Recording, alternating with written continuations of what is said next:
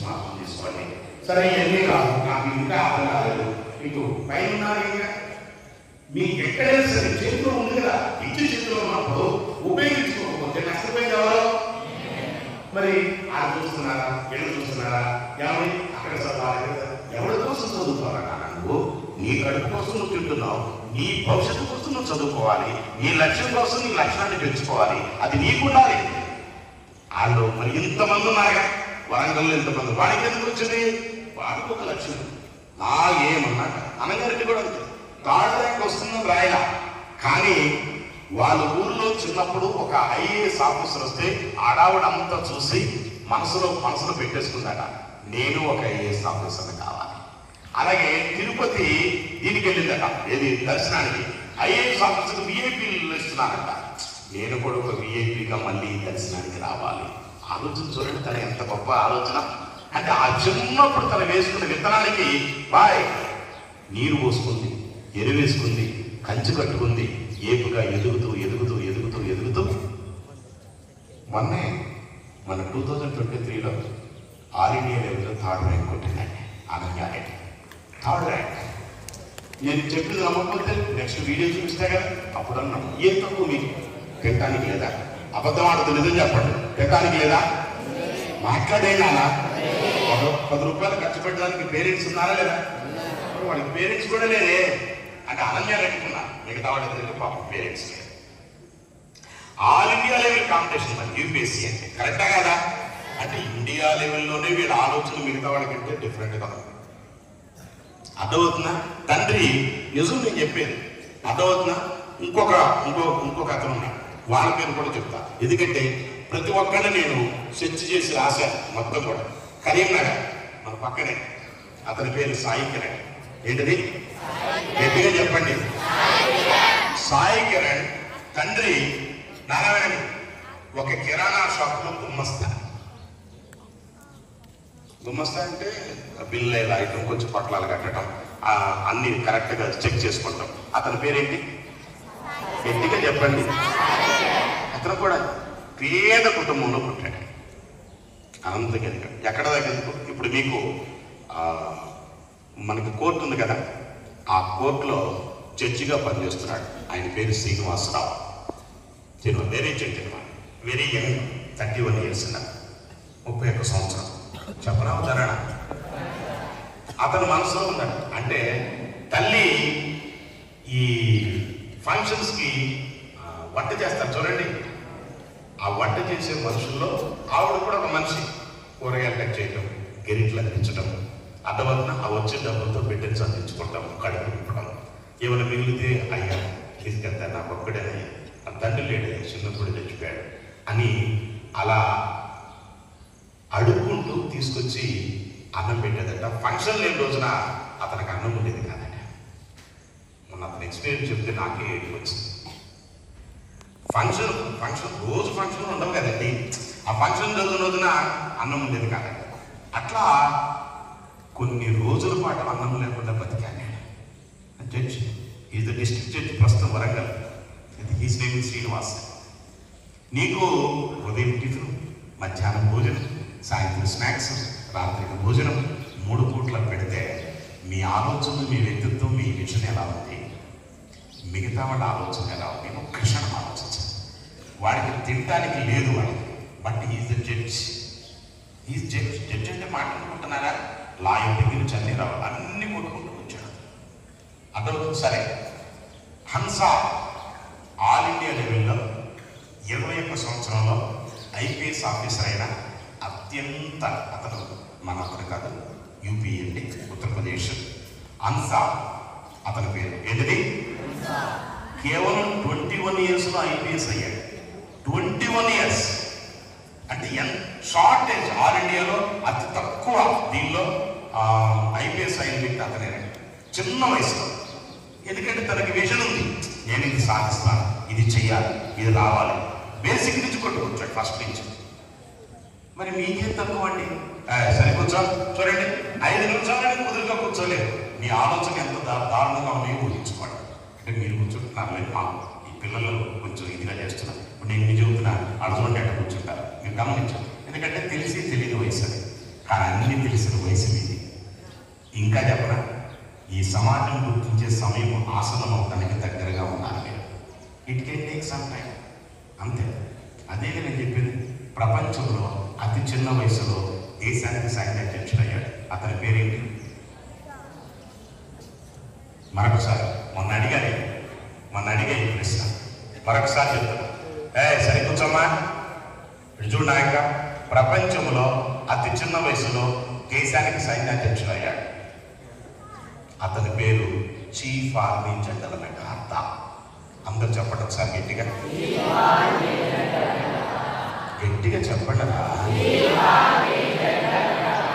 ఇంకొంచెం గట్టిగా. తన తండ్రి అమెరికా అన్నమాట. తన తండ్రి ఒక సామాన్యమైన సోల్జర్, గన్మెన్ అన్నమాట. సరే కూర్చోండి అందరూ, పర్ఫెక్ట్గా వినండి story. It is real story. అర్థమవుతుంది. నేను కనుక యుద్ధము చేసి కనుక యుద్ధము చేసి కనుక వస్తే ఆ బాధ్యత నేను తీసుకుంటా. ఒకవేళ మరణిస్తే నా బిడ్డ బాధ్యతను తీసుకోవాలి అని చేతులు చేసుకొని టెలిగ్రామ్ తీసుకొని బయలుదేరతాడు. ఎక్కడికి? యుద్ధానికి పెడతాడు. శత్రు సైన్యం వస్తున్నారు, ఇమీడియట్గా 24 అవర్స్లో మీరు అందరూ కూడా వచ్చేయాలని చెప్పి టెలిగ్రామ్స్ ఇచ్చేస్తారు. తక్కువని వెళ్ళిపోతాడు. ఎవరో? చీఫ్ ఆర్మీ జనరల్ మెకార్థా తండ్రి. చెప్పండి ఒకసారి. నిజం. మనసులో చైతన్యం లేనప్పుడు ఏం చేయగలుగుతావు? ఇక్కడ వాటర్ లెవెల్ కాన్ఫిడెన్స్ లేనప్పుడు నువ్వేం చేయగలుగుతావు? నువ్వు కాన్ఫిడెన్స్ ఉందనుకో, ఎవడేమన్నా అనుకోని నేను దాన్ని సాధిస్తాను. ఎక్కువ ఆలోచన రాదు. ఎస్ఆర్నా? ఏమండి, శత్రు సైన్యం గుళ్ళు కొట్టేస్తుంది. 14 గుళ్ళు తగలంగానే ఇక కుప్పుకొనిపోతాడు. అతను పక్కనున్న సెక్యూరిటీ అతనికి చెప్తాడు, పక్కన కొలికి, నేను మరణిస్తున్నాను, కానీ నాకు పుట్టబోయే బిడ్డని ఈ దేశానికి సైన్యాధ్యక్షులు చేయాలి. నాకు కావలసిన పెన్షన్స్ కానీ డబ్బులు కానీ మరొకటి కానీ మొత్తం నా భార్యకు చేర్చు. చూడండి, చేర్చు. నేను మరణిస్తున్నాను అనుకుంటున్నావు, నా బిడ్డ రూపంలో తప్పనిసరిగా జన్మిస్తాను, అనుమానం లేదు. ఈ దేశానికి నేను సేవ చేసి రుణం తీర్చుకోవాల్సింది ఎంతో ఉంది అని అనుకుంటూ చేతులు చేసి ఆ రక్తసిక్తమైన శరీరంతో ప్రాణం వదిలేస్తాడు. భార్య ఎటువనండి నిండు గర్భవతిగా ఉంది. దేశంలో ఉన్న ప్రైమ్ మినిస్టర్, ప్రెసిడెంట్ అందరూ వచ్చి మనకెట్లయితే భారతదేశంలో భారతరత్న బిరుదు అని ఎంత గొప్పదో, కమాండర్ ఆఫ్ బ్రిటిష్ ఎంపైర్ అనే బిరుదు కూడా అమెరికాలో అంత గొప్పది. ఆ బిరుదుని ఇవ్వడం కోసం ఆ సైనికుడు భార్యని పిలుస్తారు. నిండు గర్భవతిగా వస్తుంది. ఇంకా అంటే ఒక 2-3 రోజుల్లో డెలివరీ అవుతుంది అన్న టైంలో వస్తుంది. అతనికి the commander of British empire అని చెప్పి బిరుదు ఇచ్చి అంత అయిన తర్వాత, అమ్మా నువ్వు నీ భర్త గురించి ఒక మొక్క చెప్తావమ్మా అంటే మైక్ తీసుకొని, నా భర్త సైనికుడుగా మాత్రమే దేశానికి సేవ చేశాడు, కానీ మరణించల, సైన్యాధ్యక్షుడిగా నా పట్టలో జన్మించబోతున్నాడు అంటది. ఎంత గొప్ప తల్లండి! నిజంగా ఆ విషయం మామూలు విషయం కాదండి. ఎస్ఆర్నో? సైనికుడిగా మరణించారని మీరు అనుకుంటున్నారు, కాదు, సైన్యాధ్యక్షుడిగా నా పట్టల నుంచి జన్మించబోతున్నాడు అంటది. అందరూ ఒక్కసారి కరచల ధ్వనులతో చక్క చక్క చక్క చక్క చక్క చప్పట్లమే చప్పలు కొడతారు. ఆ రాష్ట్రపతి కూడా చూసి చాలా ఆశ్చర్యపోతాడండి. ఎంత గొప్ప విషయం పెట్టి. ఎందుకంటే అట్లాంటి మాటలు మామూలుగా రావండి, ఏదో లోపల ఎంతో ఉండబట్టి వస్తాయి. ఎస్ఆర్నో? మదర్ తెరీసా కూడా చూడండి, నేను ఏం చెప్తున్నాను అర్థం చేసుకోండి. రెండోది, ఈ ఎగ్జామ్స్ మామూలు కాదండి, మీకు కావాలన్నా మీకు ఎక్కడ దొరకదు. ఏమండి, ఆ చీఫ్ ఆర్మీ జనరల్ ఆ డెలివరీ టైం వస్తుంది, ఆ మాట అనగానే అందరూ కరచల్తారు, కంగ్రాచులేషన్స్ అమ్మా, అమ్మా హ్యాపీ డెలివరీ, మంచిగా డెలివరీ అవ్వాలి, మీకు ఏమి ఇబ్బందులు జరగకూడదు, ఏది ఉన్నా అన్ని నేనే చూసుకుంటాను రాష్ట్రపతి మాట ఇస్తాడు. చక్కగా మంచిగా డెలివరీ అవుతుంది. ఆ డెలివరీ అవుతూ ఉంది. ఆ డెలివరీ అవ్వగానే హృదయాన్ని కట్టుకొని అతనికి ఏమని పేరు పెడుతుంది తెలుసా? చీఫ్ ఆర్మీ జనరల్ మెకార్థా అని పేరు పెడుతుంది. పేరే చీఫ్ ఆర్మీ జనరల్ మెకార్థా అని పెట్టేస్తుంది. ఎంత గొప్ప తెలుగు చూడండి, అసలు మామూలు విషయం కాదండి. పేరేంటి?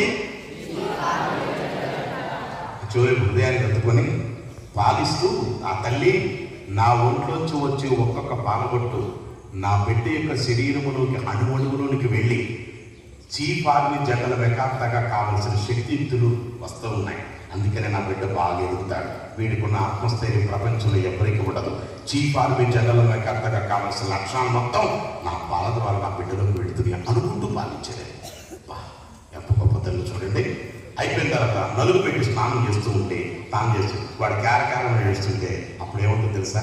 నానా, ఇది ఏడుపు కాకూడదురా, కొన్ని వందల మంది ఏడుపుల్ని కన్నీరుని తుడిచే శక్తి కావాలని ఈ శరీరంలోకి. కొన్ని వందల మంది కన్నీళ్లు తుడిచే శక్తి నీకు భగవంతుడి ఇవ్వాలి. నువ్వు ఒక చీఫ్ ఆర్మీ జనరల్ మెకార్తగా జీవించబోతున్నావు, ఈ ప్రపంచంలో అడుగు పెట్టబోతున్నావు అనుకుంటూ నలుగు పెట్టి స్నానం చేయించేది. జనరల్గా స్నానం చేసేటప్పుడు ఏడుస్తారుగా పిల్లలు, ఆ పిల్లడికి చెప్తూ ఉండేదండి. తెలియకుండా వాడు అలాగ మనసును పట్టుకుని ఆ మాట అనగానే ఇట్లా పెట్టు ఇళ్ళలో చూస్తూ ఏడు పంపిస్తూ ఉండేవాడట. అట్లా ఎదుగుతూ ఎదుగుతూ ఎదుగుతూ ఎదుగుతూ ఎదుగుతూ ఏమండి నడిచే నడక, ఏంటది నడక? అట్లాగా నాన్న నడిచేది. నువ్వెవరో చీఫ్ ఆర్మీ జనరల్ మెకార్తావు, ఎట్లా నడవాలి?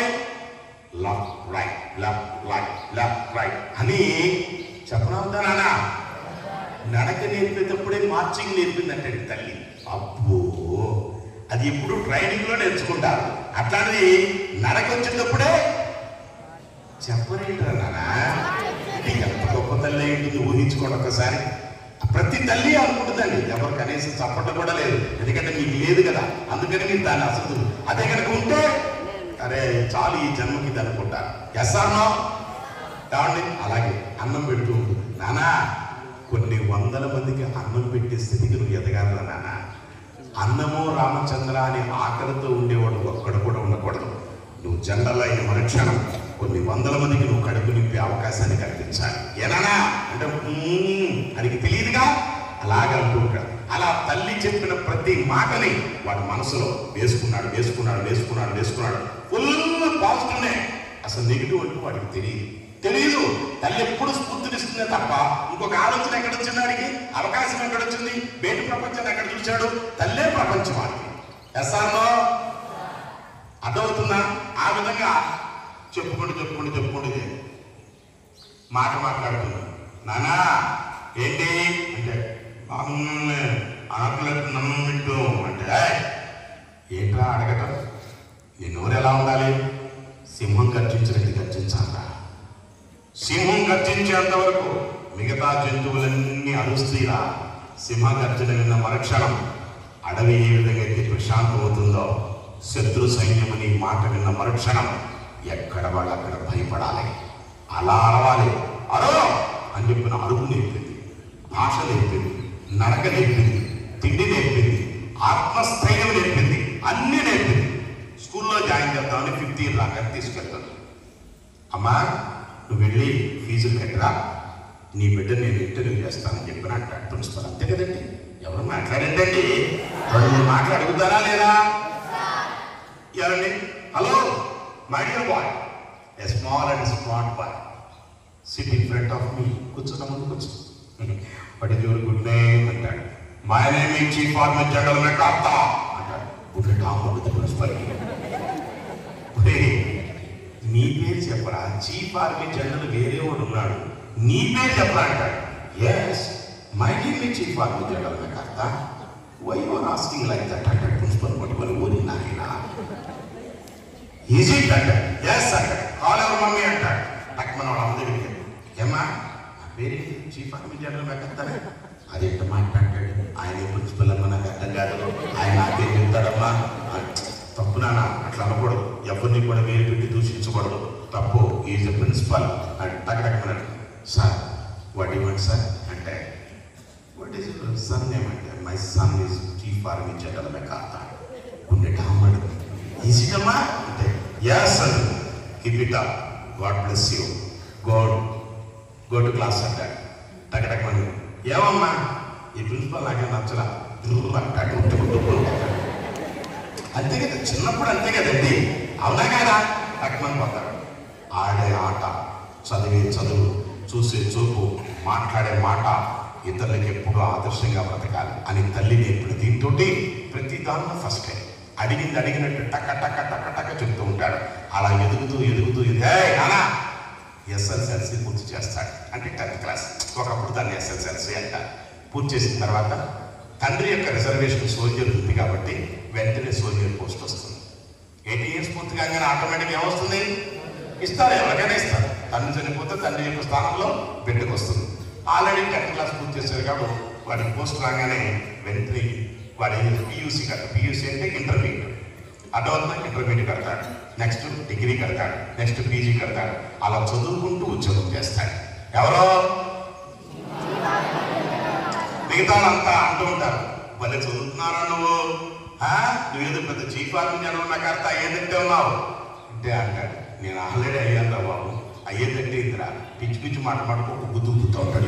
ఎవడు మట్ట అనుకుంటాడు. ఎందుకంటే బలశాలి, బాగా హైటు, తల్లి కూడా మంచి ఫుడ్, ఆలోచన ఆత్మస్థైర్యం చాలా ఎక్కువ మిగతా వాడికంటే. అలా ఇచ్చేసుకుంటూ డిపార్ట్మెంట్ టెస్టులు రాస్తాడు. అలా రాసుకుంటూ 33 సంవత్సరాల బర్త్డేకి తల్లి దగ్గరికి వస్తాడు. వచ్చి, అమ్మా టుడే ఇస్ మై బర్త్డేమా, అరే నీకు అర్థమైందమ్మా, గుర్తుందా నీకు అంటే మరి ఎవడుగా నాన్న, నాకు నువ్వు తప్ప ఇంకెవరున్నారా ఎట్లా అన్ని నోట్లో పంచదార వస్తుంటే టెలిగ్రామ్ అను తక్కువ టెలిగ్రామ్ తీసుకొని ఉంటాడు. చదువుతాడు. ఏమనుకుందంటే టెలిగ్రామ్లో, tomorrow at the Rashtrapati Bhavan you can take oath the chief army general MacArthur అని ఉంటుంది. అంటే రేపు ఉదయం 10 గంటలకి రాష్ట్రపతి భవన్లో రాష్ట్రపతి చేత చీఫ్ ఆర్మీ జనరల్ మెకార్తాగా ప్రమాణ స్వీకారం చేయబోతున్నారని రాసుకుంటుంది. అందులో ఆ టెలిగ్రామ్లో ఉంటుంది. ఇక ఆనందం తట్టుకోలేడు. ఎందుకంటే తల్లి కన్నా కనలు కదా. వెంటనే వచ్చేసి ఆ తల్లిని పట్టుకొని ఎత్తుకొని గిర్రని చెప్పేస్తుంటాడు. ఏమైంది ఇంత ఆనందంలో ఏం చెప్పంటే, అమ్మా రేపు ఉదయం 10 గంటలకి నేను చీఫ్ ఆర్మీ జనరల్ మెకార్తాగా ప్రమాణ స్వీకారం చేయబోతున్నానమ్మా.